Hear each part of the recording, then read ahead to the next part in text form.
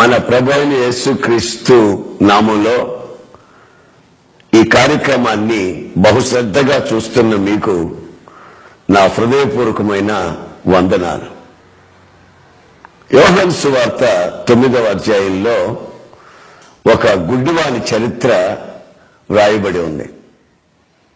యేసుక్రీస్తు ఆ ప్రాంతానికి వచ్చాడు.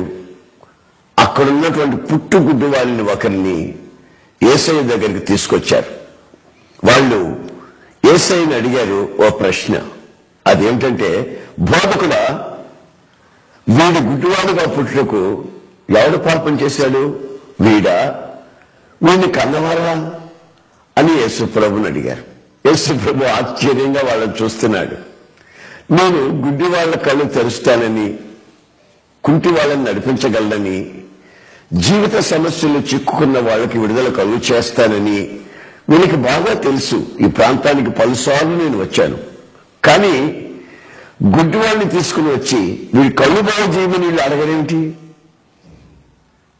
వాడు పాపం చేశాడా, వాడి కన్నవాళ్ళు పాపం చేశారా అని ఈ పాపాల లిస్టు అడుగుతున్నారేమిటి అన్నట్టుగా యేసుప్రభు ఆశ్చర్యంగా వాళ్ళని చూశాడు. చూసి థు అని ఊశాడు. అంటే వాళ్ళ ముఖాన్ని కాదండి, కింద ఊశాడు. కింద ఊసి ఆ ఊసిన ఉన్నితో బురద చేసి ఆ బురదను తీసి వీడి కళ్ళకి ఇలా రాశాడు. రాసి, నీవు వెళ్ళి ఆ కోనేటి దగ్గర నీ కళ్ళు కడుక్కో, నీకు దృష్టి వస్తుంది అన్నాడు. ఆ గుడ్డివాడు మారు మాట మాట్లాడకుండా తిన్నగా ఆ కోనేటి దగ్గరికి వెళ్లి తన కళ్ళు కడుక్కున్నాడు. కడుక్కున్న వెంటనే తనకు చూపు వచ్చింది. మొట్టమొదట ఆకాశాన్ని చూశాడు, సూర్యుని చూశాడు, నీళ్లను చూశాడు, చెట్లని చూశాడు. పుట్టుగుడ్డివాడు కదండి. ఇవన్నీ ఒక్కసారి కళ్ళ కనబడిన వెంటనే అతను ఆశ్చర్యంగా చూస్తున్నాడు అంతా. అప్పుడు ఒక ఆలోచన వచ్చింది, నాకు కళ్ళు తెరిచింది ఎవరు?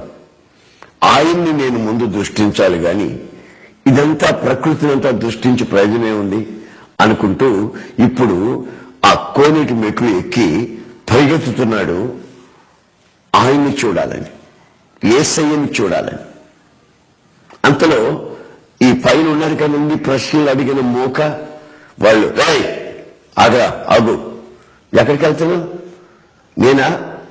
నాకు ఇక్కడ ఎవరో ఒక ఆయన బురద రాశాడు కదండి, నన్ను కళ్ళు కడుక్కోమన్నాడు, కళ్ళు బాగైపోయినాయి, మరి ఆయన్ని నేను చూడాలి కదండి అన్నాడు.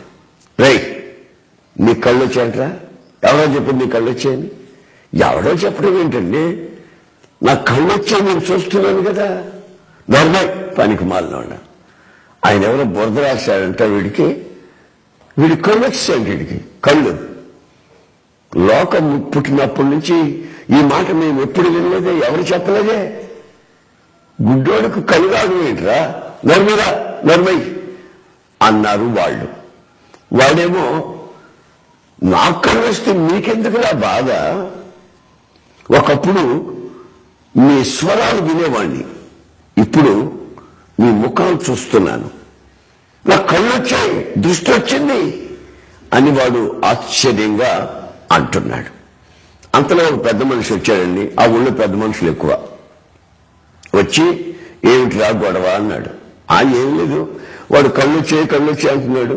మేము కళ్ళు ఎట్లా వస్తారో గుడ్డోడకని మేము అంటున్నామండి, ఇది మాకు గొడవ అన్నాడు. ఆ పెద్ద మనిషి దగ్గరికి వెళ్ళి ఆడి ముఖంలో ముఖం పెట్టిలాగా చూసి, ఒరే పిచ్చోళ్ళారా, ఎంత పొరపాటు చేశారా, వీడు కళ్ళుండేవాడు రా, వీడు ఏ ఊరిలో కనుక్కోండి, మనలో గుడ్డాడు కాదు, వీడి కళ్ళున్నాయి అని ఆ పెద్ద మనిషి అన్నాడు. అంతలో ఈ కళ్ళు వచ్చిన వాడు ఏమన్నాడంటే, ఒరే పెద్ద మనిషి సరిగా చూడు, నన్ను ఈ ఊళ్ళో గుడ్డోని మేమే, మేము వేరే మీరు కాదు, నా కళ్ళు వచ్చాయి, ఆయన ఎవరు భద్రాశారు కదా, ఇప్పుడు ఆయన ద్వారా నా కళ్ళు వచ్చాయి అంటాడు. అంతలో ఇంకొక పెద్ద మనిషి వచ్చాడు. నేను చెప్పాను కదండి ఆ ఊళ్ళో పెద్ద మనుషులు ఎక్కువని. ఇంకో పెద్ద మనిషి వచ్చి ఏమిటి ఆ సంగతి అంటే, ఆ గుడ్డివాడిని నేనేనని వాడు అంటున్నాడండి. గుడ్డివాడి కళ్ళు ఎలాగ వస్తాయని మేమంటున్నాం, అచ్చం వాళ్ళకే ఉన్నాడండి వీడు కూడాను అని అన్నారు. ఇంక ఈ పెద్ద మనిషి కూడా దగ్గరికి వెళ్ళాడు, బాగా చూసి ఏమన్నాడు తెలుసా, రే మా నోళ్ళు గుడ్డివాడి తల్లిదండ్రులు నాకు తెలుసు, వాళ్ళ ఇంటికి వెళ్తా ఇప్పుడు నేను, వాళ్ళ అమ్మ కానీ నాన్న కానీ ఉంటే తీసుకొని వస్తా, వాళ్ళని అడిగి తెలుసుకుంటాం, వాళ్ళ పుట్టిన కొడుకు వీడేనా కాదా అనే సంగతి తెలుసుకుందాం అని ఆ పెద్ద మనిషి వెళ్ళి వాళ్ళ తల్లిని తీసుకొచ్చాడు. తల్లిని తీసుకొచ్చి రచ్చబండ మీద పెట్టారు. రచ్చబండ దగ్గర అతను నిలబెట్టారు. ఏమమ్మా, గుడ్డివాడుగా పుట్టిన నీ కుమారుడు వీడేనా అని వాళ్ళు అడిగారు ఒక ప్రశ్న. ఆమె ఆశ్చర్యపడిపోయింది. ఇంతమందికి కళ్ళున్నాయి, ఈ కళ్ళున్న వాళ్ళు నా కొడుకుని గుర్తుపట్టలేకపోవడం ఆశ్చర్యంగా ఉందే అని, అయ్యా నాకు పుట్టిన గుడ్డివాడు మాత్రం వీడేనయ్యా అనింది. మళ్ళా ఒక ప్రశ్న అడిగారు. ఈ ప్రశ్నలు అడిగే వాళ్ళు ఎప్పుడు ప్రశ్నలు అడుగుతూనే ఉంటారు కానీ బాగుపడండి. మళ్ళా ప్రశ్న, ఏమిటి ఆ ప్రశ్న తెలిసినా, వీడి కళ్ళు ఎలాగ వచ్చాయో చెప్పు అని ఆమెను అడిగారు. ఆమెకు తెలుసు ఆ ఊళ్ళో కులగజ్జ ఎక్కువ, ఆ ఊళ్ళో మతం అనే మదం ఎక్కువ, దాన్ని మతోన్మదము అంటారు. ఎందుకు వచ్చింది కూడా నాకు ఇది, పలానా ఆయన ఆ యేసు ప్రభు బాగు చేశాడంటే నన్ను కులంలోంచి మతంలోంచి వెలివేస్తారేమో అని భయపడిపోయి, బాబు నీకు దండం, నీ కొడుక కాదా అని అడిగారు. నేను చెప్పాను. కళ్ళగా వచ్చి నన్ను అడగొద్దు, వాడేం పశుడా, వాడు ఈడొచ్చినాడు కదా, వాడిని అడగండి, వాడే చెప్తాడు, వాడి కళ్ళలాగా వచ్చింది, నన్ను ఎందుకు అంటాడు బాబు అని ఆమె నెమ్మదిగా అక్కడి నుంచి తప్పించుకుని వెళ్ళిపోయింది. మరలా వీరిని అడిగారండి, ఏరా ఇప్పుడైనా సరిగా చెప్పు, నీ కళ్ళు వచ్చాయంటావా అన్నారు. రే ఎన్నిసార్లు రా మీకు చెప్పేది, కళ్ళు వచ్చాయి కళ్ళు వచ్చాయి కళ్ళు వచ్చాయని, నేను మీ మొక్కలు చూస్తున్నాను రా బాబు, ఇవన్నీ నాకు కనిపిస్తున్నాయి, అసలు నా కళ్ళు వస్తే మీకేమిటిరా అంటే, మీతో కూడా ఆ రాళ్ల దగ్గరికి, ఆ పుట్టల దగ్గరికి, ఆ చెడ్డ దగ్గరికి వచ్చి దండాలు పెట్టి గుంజులు పెట్టేవాడిని, ఈ పనులు మీకు నేను చేయలేని మీరు బాధపడుతున్నారా, నేను ఎలా చేస్తాను కళ్ళు చేయండి గనుక బాబు నన్ను ఏం తొందర చేయకండి, విజిగించకండి, నన్ను ఆయన దగ్గరికి పోనివ్వండి, ఆయన కృతజ్ఞత వందనాలు చెప్పుకొనివ్వండి బాబు అంటాడు ఈ కళ్ళొచ్చిన గుడ్డోడు. అంతలో వాళ్ళంతా కూడబలుక్కొని ఒకేసారి ఏం చేశారంటే ఈ అబ్బాయిని వాళ్ళ మతంలో నుంచి, వాళ్ళ కులంలో నుంచి వెలివేసేశారు. నేను చేసిన తప్పేంట్రా అంటాడు ఈ అబ్బాయి. ఆ మాతో కూడా నువ్వు చీకట్లో చిందులాడకుండా, పేకాడకుండా, తాగిపోతాలోకి రాకుండా, నువ్వు కళ్ళొచ్చే నేను వెలుగులో నడుస్తాను, పవిత్రంగా నడుస్తాను, నేను బురదలో కాలేను అంటున్నావు కనుక ఇదిగో నిన్ను మేము వెలివేసేస్తున్నాము, మన కులం ఏమిటి, మన గోత్రాలు ఏమిటి, ఆ యేసు ప్రభు అంటారేనా అని అతన్ని వెలివేసేశారు. గమనించండి, న్యాయంగా గుడ్డివాడికి అనుమానాలు ఎక్కువగా ఉండాలి, ఎందుకంటే కళ్ళు లేవు కనుక. ఇంకో సంగతి చెప్తాను వినండి. ఒక 2 కళ్ళు లేని గుడ్డోడు ఒక కన్నున్న అమ్మాయిని పెళ్లి చేసుకున్నాడు. వాళ్ళకి గత్యంతరం లేక గుడ్డోడికి ఈ గుడ్డిదాన్ని చేశారు. ఒక కన్నుంది ఈ అమ్మాయికి. ఈ అమ్మాయిని రాత్రి మగళ్ళు ఆ కళ్ళు లేనుడు అనుమానపడతాడు. ఎక్కడైనా నేను కళ్ళుందనుకో, ఎవరొచ్చారు ఇంట్లోకి అని అడుగుతాడు. ముందెంతకు వెళ్తున్నావు, ఎవరిని చూస్తున్నావు, వెనకరా అంటాడు. వెనక్కి వస్తే వెనకెందుకు వెళ్ళావు, ఎవరు పిలిచారు నిన్ను అంటాడు. ఈ గుడ్డివాడితో ఆ అమ్మాయి ఆవేదన నాకు చెప్పి కన్నీళ్లతో ఏడ్చి ప్రార్థన చేపించుకుంది. గుడ్డోళ్ళేమో అనుమానం పడతాడు, మరి కళ్ళు లేవు కదా అని నేను అన్నాను. గమనించండి, నేను నిజంగా ఇప్పుడు చెప్పే గుడ్డితనం ఏమిటంటే బైబిల్ ఒక సంగతి చెప్తుందండి. దాన్ని ఏమంటారంటే మనోనేత్రం, అంటే 3వ కన్ను కాదండి, మనోనేత్రం, ద ఐస్ ఆఫ్ అండర్స్టాండింగ్. ఆ మనోనేత్రం తెరవబడితే పవిత్రత ఏమిటో అపవిత్రత ఏమిటో, దరిద్రత ఏమిటో ఐశ్వర్యం ఏమిటో, చీకటి ఎక్కడుందో వెలుగు ఎక్కడుందో అనే సంగతులు ఆ తారతమ్యం తెలుస్తుంది. ఆ వివేచన కలిగినటువంటి మనోనేత్రం వెలిగించబడుతుంది. కానీ ఈ మనోనేత్రము వెలిగించబడిన వాళ్ళు పవిత్రత వైపు ప్రయాణం చేస్తారు. ఈ చీకట్లోని చిందులాడే వాళ్ళు మనోనేత్రం వెలిగించబడకపోతే ఈ బాహ్య నేత్రాలతో వాళ్ళ జీవితాన్ని శాపానికి తీసుకుని వెళ్ళిపోతూ ఉంటారు. గనుక ఈ మనోనేత్రం మన జీవితంలో వెలిగించబడాలి. అనేకుల జీవితాలలో ఈ యుగ సంబంధమైన సాతానుడు వాళ్ళ అవిశ్వాసమును బట్టి వాళ్ళ మనోనేత్రములకి గుడ్డితనము కలుగు చేసి ఉన్నాడు అని బైబిల్ చెప్తుంది. గనుక ఇప్పుడు మన జీవితంలో మన మనోనేత్రం వెలిగించబడిందా, లేక గుడ్డితనంలోనే తడువులాడుకుంటూ బ్రతుకుతున్నామా అనే సంగతిని కూడా ఈ సందర్భంలో మనం ఆలోచించాలి. ఇతను వెలువబడ్డాడు, ఒక చోటుకెళ్ళి అలా కూర్చున్నాడు. వెలువబడిన సంగతి కొన్నాళ్లకి యేసుక్రీస్తుకు తెలిసింది. ఆయన ఈ అబ్బాయిని వెతుక్కుంటూ వచ్చాడు. వస్తే ఊరు వెలుపల ఓ చోట ఒంటరిగా కూర్చున్నాడు. కూర్చుని ఉన్నప్పుడు యేసుప్రభు దగ్గరికి వెళ్ళి, ఏం బాబు, ఏమిటి చాలా దిగులుగా కూర్చున్నావే అని అడిగాడు. ఏం చేయనండి, ఆయన ఎవరో ఒక ఆయన వచ్చాడు, నా కళ్ళకు బురద రాశాడు, కడుక్కోమన్నాడు, కడుక్కున్నాను, కళ్ళు బాగైనాయి. మా ఊళ్ళో వాళ్ళకి ఎంత చెప్పినా అర్థం కావట్లేదండి, మా కులస్తులకు ఎంత చెప్పినా వాళ్ళకి ఒక వివేచన లేకుండా పోయిందండి.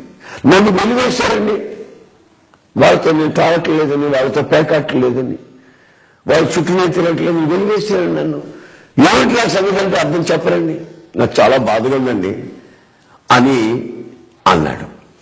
మరి నీకు బుధరాశి కళ్ళు కనుక్కోమన్నది ఎవరు అని అడిగాడు. ఆయన ఎవరు? యేసుప్రభు అంటండి, నజరేతు వాడంట, ఆయన మా ఊరు వచ్చినప్పుడు ఇలా జరిగిందండి అన్నాడు. ఆయన నీ గురించి చూసావా? ఎక్కడ చూస్తారు, నీ పాడుమోక నన్ను చూడనిచ్చారా? కళ్ళు బాగానే పరిగెత్తాను, అంతలోపు వీళ్ళందరూ అడ్డుకొని నా చుట్టూ చేరారు. ఆయన ఎటు వెళ్ళిపోయాడో అని చిన్నగా యేసయ్యతోనే మాట్లాడుతున్నాడు. అప్పుడు యేసయ్య అంటున్నాడు, ఇదిగో నీతో మాట్లాడుతూ ఉన్నది నీకు కళ్ళిచ్చిన ఆయనే మాట్లాడుతున్నాడు ఇప్పుడు అన్నాడు. ఇక వాడి సంతోషానికి అవధులు లేవండి. ఒక్కసారి గంతులేసి యేసుప్రభుని గట్టిగా పట్టుకున్నాడు. అయ్యా, నిన్ను వదిలిపెట్టి నేను వెళ్ళను, నీతోనే తిరుగుతాను, నా కళ్ళు వినిపించింది నీవా, నీ ముఖం చూసే భాగ్యము, నీ నోటి మాట వినే భాగ్యం ప్రభువా నాకు ఇచ్చేవాళ్ళని గట్టిగా పట్టుకున్నాడు. అప్పుడు యేసుప్రభు ఒక మాట అడిగాడు, ఇప్పుడు చెప్పు సరిగ్గా, నీకు నీ వాళ్ళు నీ కులస్తులు కావాలనా లేక నేను కావాలనా? అప్పుడు ఆ కన్నులు తెరవబడిన వాడు అంటాడు, అయ్యా నువ్వే నాకు కావాలి, వాళ్ళు ఎందుకయ్యా ఇక నాకు అన్నాడు. మరి వాళ్ళు వెలివేశాలని దుఃఖపడ్డారుగా, ఓ పని చేయి, తాగుబోతులు, ప్యాకెట్గాళ్ళు, విచారాల్లో ఉన్నవాళ్ళు, ఈ చెడు అలవాట్లలో బానిసలయ్యి మూఢనమ్మకాల్లో ఉన్నవాళ్ళు నిన్ను వెలివేయటం ఏమిటి? నాకు విచిత్రంగా ఉందా? ఓ పని చేయాలి, ఇప్పుడు నీవే వాళ్ళని వెలివేయాలి. వాళ్ళ కార్యక్రమాల్లో ఏ కార్యక్రమానికి వాళ్ళు నిన్ను పిలిచినా సరే, మీ కార్యక్రమాలకు రాను బాబు, మీ అపవిత్రమైనటువంటి విందుల్లో పాలు పొందను, నేను మిమ్మల్ని వెలివేస్తున్నాను అని వాళ్ళకు నువ్వు చెప్పాలి. ఇతనికి ఆశ్చర్యమైంది. వాళ్ళు వెలివేశాడు, ఇంతసేపు నేను ఇంత బాధపడ్డాను, ఎంత దుఃఖపడ్డాను, ఇప్పుడు నేనే వాళ్ళని వెలివేయాలంట, ఇది చాలా బాగుంది అని వాళ్ళని వెలివేశాడు. ఆ తర్వాత ఏం జరిగిందో తెలుసా? నీకు కళ్ళు వచ్చాయి బాబు, వాళ్ళకి ఉన్న కళ్ళు కాస్త పోయాయి, వాళ్ళ కళ్ళకు పొరలు కన్నాయి, గనుక నిన్ను గుర్తుపట్టలేకపోయారు. ప్రతిరోజు వాళ్ళ మధ్యలో తిరిగి నిన్ను గుర్తుపట్టలేకపోయారంటే కారణం వాళ్ళ కళ్ళకి పొరలు కన్నాయి. దానికి నువ్వేమి కంగారు పడద్దు అన్నాడు. అంతలో వాళ్ళు వచ్చేసారు, వేట కుక్కలాగా వచ్చేసారు. బోధకుడా, నువ్వనే మాటలేంటి? వాడి కళ్ళు వచ్చా, మాకంత కళ్ళు పోయాయా అన్నట్టుగా యేసయ్య మీద ఎగబడ్డారు. ఎక్కడున్నారో మరి వచ్చేసారు. అప్పుడు యేసుప్రభు చెప్పాడు, మీ కళ్ళుంటే వాళ్ళని గుర్తుపట్టిన వాళ్ళు కదా. అసలు నేను చెప్పేది ఈ కళ్ళల గురించి కాదు, ఈ బాహ్య నేత్రాల గురించి కాదు, ఈ భౌతిక నేత్రాల గురించి కాదు. నేను చెప్పేది మనోనేత్రం, సత్యాన్ని గుర్తించే నేత్రం, జీవం గల దేవుని గుర్తించే నేత్రం. ఆ నేత్రం చాలా ప్రాముఖ్యం బాబు. అది తెరవబడింది వీడికి. మీకు అది తెరవబడలేదు కనుక మీరు గుడ్డివాళ్ళు కాక మరి ఎవరు అన్నట్టుగా యేసయ్య మాట్లాడాడు.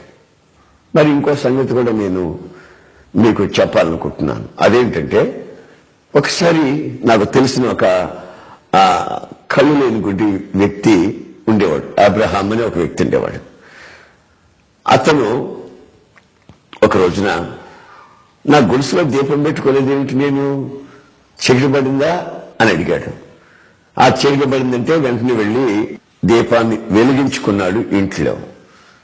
అంతలో పిల్లలు నేను అడిగాను, ఒరే పిల్లలారా, దీపం ఆరిపోతే ఇతనికి ఎట్ట తెలుస్తుందిరా అన్నాను. వాళ్ళేమన్నా తెలుసా, ఏమండి యశ్వన్ గారు,